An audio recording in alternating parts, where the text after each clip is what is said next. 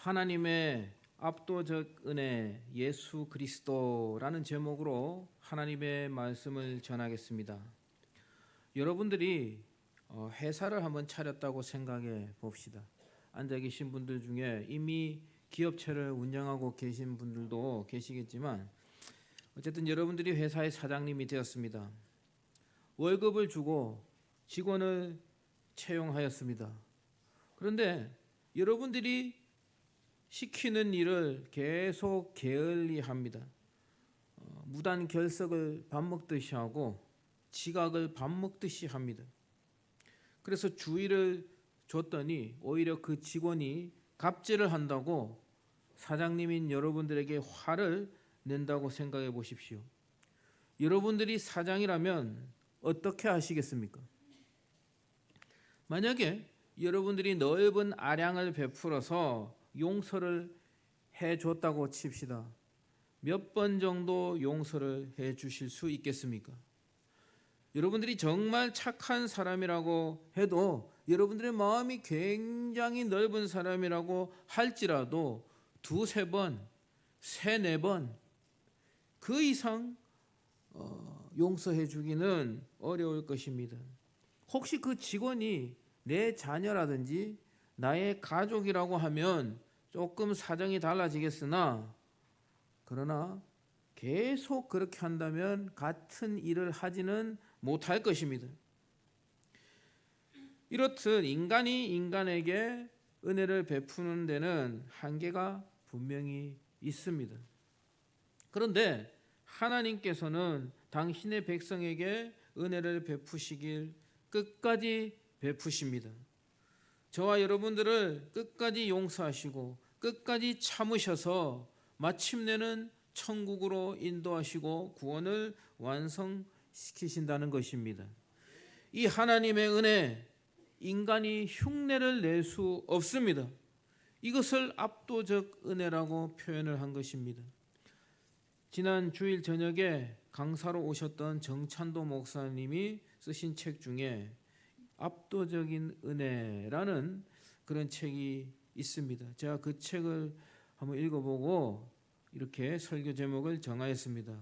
이스라엘 백성들은 끊임없이 하나님을 거역하고 언약을 어기고 배반하였지만 하나님은 끝까지 이스라엘 백성과 맺은 언약을 지키셔서 그들 가운데 메시아이신 예수 그리스도를 보내주셨습니다. 이 압도적인 은혜는 이스라엘에게만 베푼 것이 아닙니다. 예수 그리스도를 통하여 저와 여러분에게도 베풀고 계심을 믿으시기 바랍니다. 우리는 날마다 죄를 짓지만 예수 그리스도를 구주로 믿는 그 믿음 하나 보시고 우리를 하나님의 자녀로 삼아주신 은혜, 끝까지 구원으로 인도하시는 은혜, 이것을 압도적 은혜라고 표현을 하는 것입니다. 어떤 목사님들은 이렇게 말합니다. 한국 교회 예배가 너무 엄숙하고 너무 경직되었다. 이것은 유교적 사고에서 나오는 것이다. 이미 우리는 예수 그리스도를 믿음으로 말미암아 의인이 되었고 하나님의 자녀가 되었기 때문에 우리는 하나님 앞에 나아올 때 오직 기쁨으로 나와야 한다. 엄숙한 분위기나 경직된 예배 순서들을 없애야 한다. 그렇게 말씀하시는 목사님들이 계십니다. 여러분들은 어떻게 생각하십니까? 이 말에 대해서 어떻게 생각하십니까? 들어보니 그럴듯한데요. 하나님 앞에 기쁨으로 나와야 한다는 말은 분명히 맞습니다만 하나님 앞에 두려워 떨며 엄숙한 자세도 우리는 동시에 고수해야 하는 것입니다. 그 이유는 우리가 날마다 짓는 그 죄라는 것이 얼마나 심각한 결과를 초래하는지, 그 죄 문제를 해결하기 위해 얼마나 큰 대가를 지불해야 하는지를 우리가 정확하게 인지해야만 하나님께서 우리에게 베푸시는 압도적인 은혜의 가치를 알고 감사할 수 있기 때문인 것입니다. 먼저 오늘 본문의 말씀을 간단히 요약해서 말씀드리겠습니다. 출애굽기 32장 11절에서 30절은 금송아지 숭배로 타락한 이스라엘 백성들을 향한 하나님의 진노와 모세의 백성들을 향한 중보, 그 과정을 다루고 있습니다. 하나님께서 금송아지를 만들어 경배하는 백성들을 진멸하려 하시자 모세가 간절히 기도합니다. 하나님, 심판을 멈춰주세요 라고 호소합니다.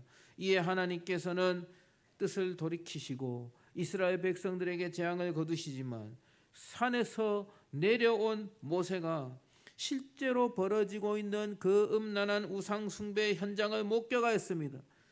그리고 너무나 분노하여서 하나님께 받은 증거의 두 판을 던져서 깨뜨려 버립니다. 그리고 모세가 아론을 불러서 추궁합니다. 그때 아론이 뭐라고 말했습니까? 이 백성의 악함을 당신이 아십니다 라고 백성들에게 책임을 떠넘겼습니다. 그리고 아론이 하는 말이 백성들이 자기들을 인도한 신을 만들어내라고 해서 백성들의 금을 거두어 불에 던졌더니 이 송아지가 갑자기 나왔습니다. 이런 비상식적인 거짓말로 둘러대고 있다는 것입니다. 모세가 백성들을 보니 방자했습니다. 방자하다는 말은 난잡하고 통제가 안 되는 상태라는 뜻입니다. 그들은 애굽에서 살 때 해왔던 것처럼 우상들 앞에서 온갖 난잡한 행위들을 하고 있었던 것입니다. 모세는 방자하게 행하는 이 백성들을 다스리기 위해 여호와의 편에 설 자들을 찾습니다. 여호와의 편에 설 자들은 앞으로 나오라. 그때 레위 자손들이 응답하여 칼을 차고는 진중의 범죄자, 우상 숭배에 적극적으로 행했던 그 범죄자 3,000명 가량을 그 자리에서 칼로 죽였다는 것입니다. 레위 자손들은 자신들의 형제, 자신들의 친구, 자신들의 이웃을 그 자리에서 죽였습니다. 사건이 일단락된 후에 모세는 백성들의 죄가 얼마나 큰지 다시금 일깨우며 그 백성들을 위해 속죄하러 하나님께 다시 올라가는 그런 비장한 모습으로 오늘 본문을 마치고 있습니다. 오늘 이 본문을 통해서 죄의 대가가 얼마나 비참하고 끔찍하고 무서운지, 그리고 우리가 하나님께 받는 은혜가 얼마나 크고 압도적인지 깨닫는 은혜의 시간이 되시기를 주님의 이름으로 축복합니다. 이스라엘 백성들의 이 모습을 보면서 여러분들은 어떤 마음이 드십니까? 어떤 생각이 드십니까? 참 어리석다 라는 생각이 드십니까? 그런데요, 우리들도, 저와 여러분들도 이들과 크게 다를 바가 없습니다. 우리도 사실 똑같습니다. 왜 똑같다고 합니까? 죄성을 가지고 있기 때문입니다. 오늘 본문에 나타난 이스라엘 백성들을 거울 삼아 먼저 나의 죄성을 한번 살펴보기를 원합니다. 첫 번째로 죄성을 가진 인간은요, 하나님의 자녀가 되었음에도 계속 불안해합니다.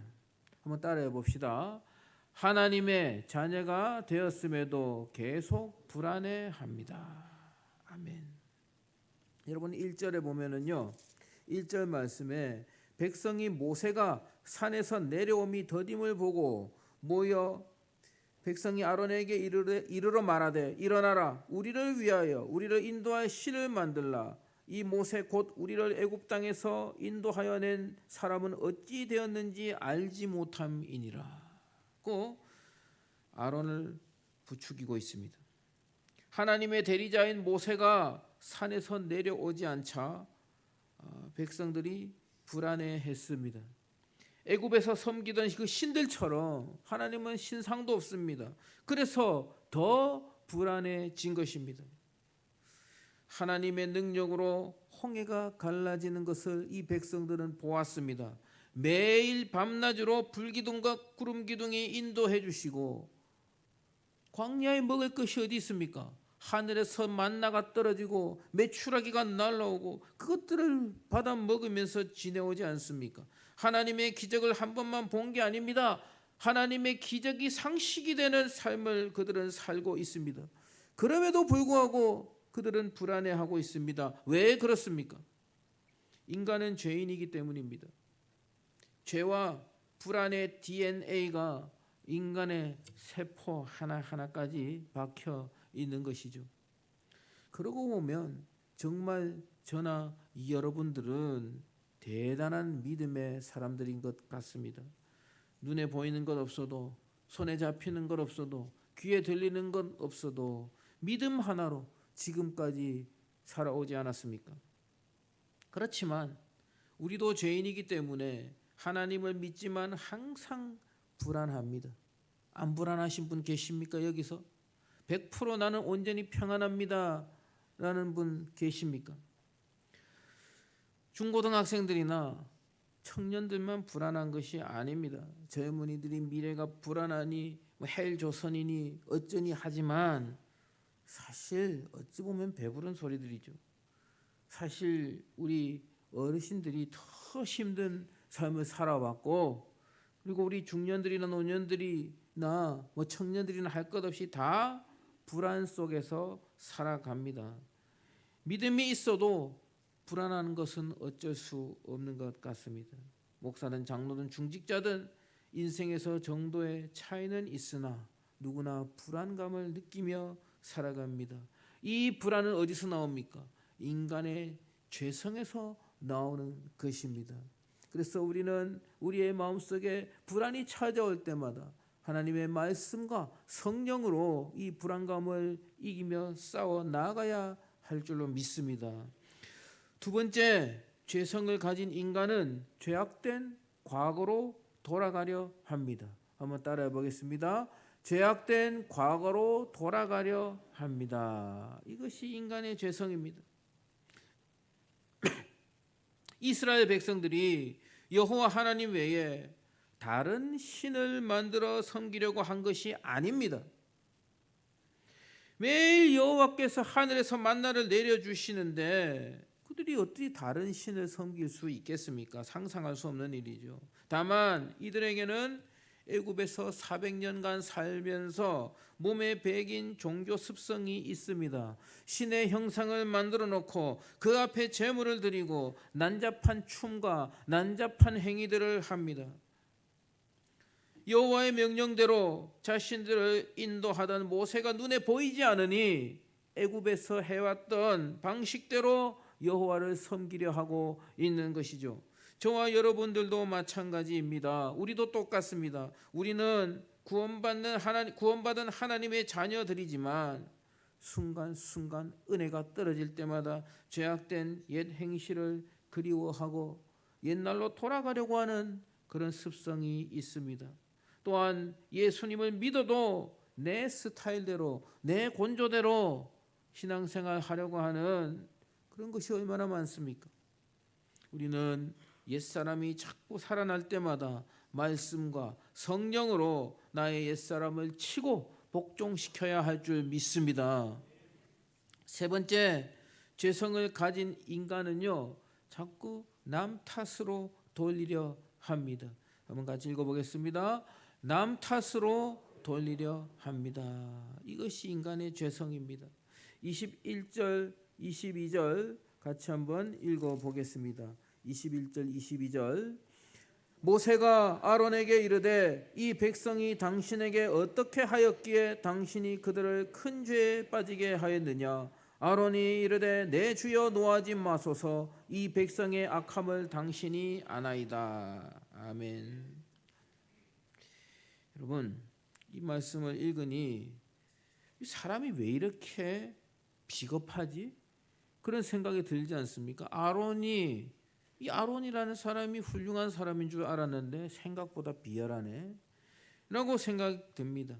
아론은 대제사장이고 모세가 없을 때는 모세의 대리 임무를 수행해야 하는 영적인 지도자입니다. 이런 사람이 백성들 탓으로 돌리고 있는 모습 보면서 비겁하다는 생각이 듭니다. 하지만 이것이 죄인의 본능입니다. 창세기에서도요, 아담과 하와와 뱀이 범죄하고 하나님 앞에 섰을 때 아담은 뭐라고 했습니까? 그 여자가 저에게 먹으라고 했습니다. 선악과 따먹으라고 했습니다. 하와를 탓했습니다. 하와는 뱀이 저에게 먹어보라고 했습니다. 그러며 뱀을 탓했죠. 솔직히 말해서 우리가 살아가면서요, 무슨 문제가 생겼을 때, 사고가 생겼을 때, 책망 들을 일이 생겼을 때 나의 과오와 남의 과오가 동시에 있을 때 어떤 생각이 듭니까? 본능적으로 저 사람에게 떠넘기려고 하는 마음이 생긴다는 것이죠. 왜 그렇습니까? 내가 책임지고 싶지 않기 때문입니다. 이것이 죄인의 본능입니다. 이런 비열한 마음이 들어올 때 우리는 의지적으로 그 마음을 끊어내어야 하는 것입니다. 여러분, 모세를 보십시오. 아론은 백성들에게 뒤집어 씌우려고 했지만 모세는 어떠했습니까? 32절 말씀 한번 읽어보겠습니다. 32절. 그러나 이제 그들의 죄를 사하시옵소서. 그렇지 아니하시오면 원하건대 주께서 기록하신 책에서 내 이름을 지워버려 주옵소서. 아멘. 모세는 본인이 없는 자리에서 일어난 일이지만 백성들의 죄악을 본인이 책임지려 하고 있습니다. 이것이 모세와 아론의 차이이고 의인과 죄인의 특성입니다. 또한 참 리더와 비겁한 리더의 차이라고도 말씀드릴 수 있습니다. 다시 한번 말씀드리겠습니다. 문제만 생기면 남 탓으로 뒤집어 씌우려고 하는 그 죄악된 본성, 그 본성 그대로 행동할 때에 하나님께는 물론이고 사람과 사람 사이에서도 손가락질을 받고 비겁한 인간이라고 욕을 먹게 되는 것입니다.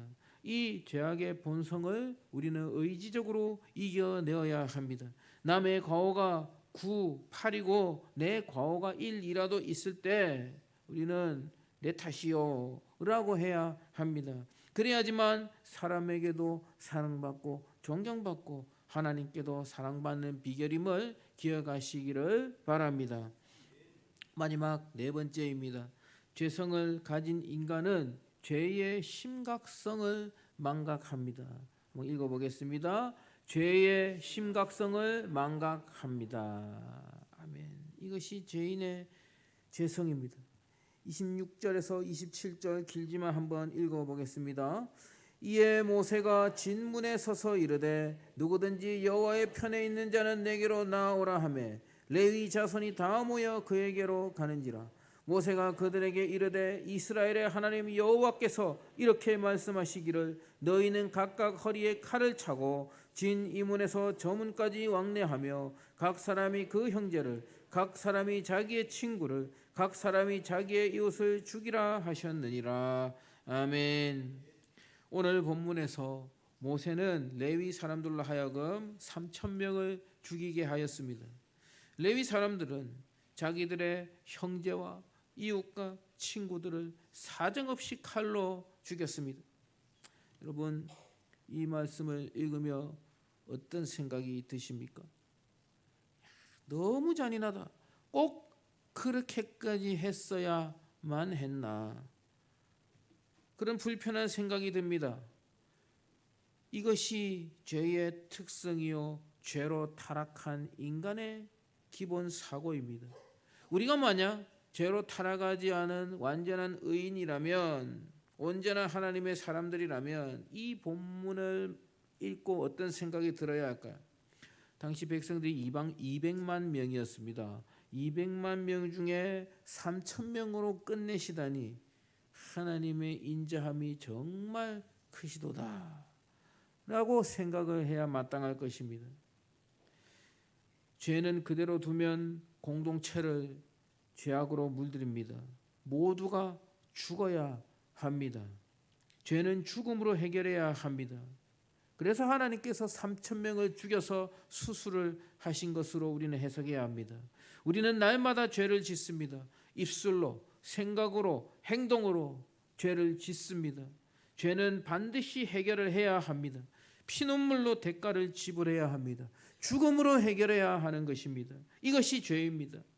레위인들이 자기 형제를, 자기 친구를, 자기 지인들을 칼로 죽였다고 말씀했습니다. 어떤 일이 벌어졌겠습니까? 살려달라고 사정사정하며 울부짖었을 것입니다. 너 나랑 친하잖아. 너 우리 형제잖아. 너 우리 이웃이잖아. 어제 나하고 시장도 가고 나하고 목욕탕도 가고 할 거 다 했잖아. 제발 살려줘. 울며 불며 인정사정 하지 않았겠습니까? 그러나 사정 보지 않고 칼로 내리쳐야만 했습니다. 사랑하는 성도 여러분, 여러분들 지금까지 살아오면서 사람이 피를 흘리면서 죽어가는 것을 보신 적이 있습니까? 아마 본 적이 있으신 분들도 계시겠지만 거의 없을 것입니다. 여러분 3,000명이 그 자리에서 피를 흘리며 죽어가는 그 광경이 얼마나 참혹했을까? 이것이 우리가 짓는 죄라는 것의 결과인 것입니다. 그런데 문제는 무엇입니까? 우리는 죄를 안 지을 수가 없습니다. 왜 그렇습니까?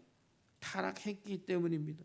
우리는 죄를 농사짓듯이 짓습니다. 숨쉬듯이 죄를 짓고 살아갑니다. 우리는 죽어야 합니다. 우리는 죽는 것뿐입니까? 하나님께서 지금이라도 우리들에게 나타나셔서 칼을 들고 너희 가족을 찔러라. 칼을 잡고 너희 친구를, 너희 이웃을 죽여라 하실 수도 있는 것입니다. 그런데 왜 그렇게 하지 않습니까?